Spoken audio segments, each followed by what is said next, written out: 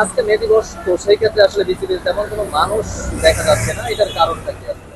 আসলে দেখেন, মে দিবস প্রত্যেক বছরে একবার করে আসে। মে দিবস উপলক্ষে সবাই একটা বার্ষিক ছুটি, তো সেই ছুটিটা হয়তো বা সবাই এনজয় করতেছে, এবং ফ্যামিলির সঙ্গে পরিবারের সঙ্গে, যেহেতু অনেক রোদ এবং অনেক মিরপুরে, এবং জানেন যে আসলে শ্রমিকদের সবসময় মাঠেই কাজ করতে হয়। তো আসলে একদিনের ছুটিটা হয়তো বা শ্রমিকরা উপভোগ করতেছে ফ্যামিলির সাথে সময় দেওয়ার জন্য, হয়তো বা এই জন্য আজকে মিরপুরে শ্রমিকদের আনাগোনা খুবই কম।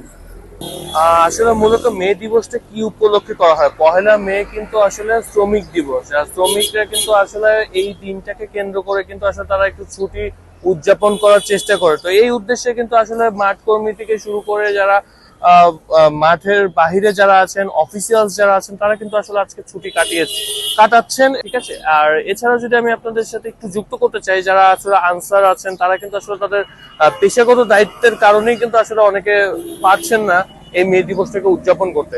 আমরা এসেছিলাম আজকে এই মিরপুর শেরেবাংলা স্টেডিয়ামে, এবং এসে আমরা দেখতে পেয়েছি যে কিছু সংখ্যক খেলোয়াড়রা কিন্তু এসেছেন, এবং তারা তাদের জাস্ট জিমনেশিয়াম সেশনটা শেষ করে কিন্তু তারা আসলে বাসায় ফিরে গিয়েছেন, যেহেতু আজকে মাঠ বন্ধ এবং আউটার স্টেডিয়ামের যেই পিচ গুলো আছে সেগুলো কিন্তু আজকে আসলে খেলাধুলা সবকিছু বন্ধ আছে।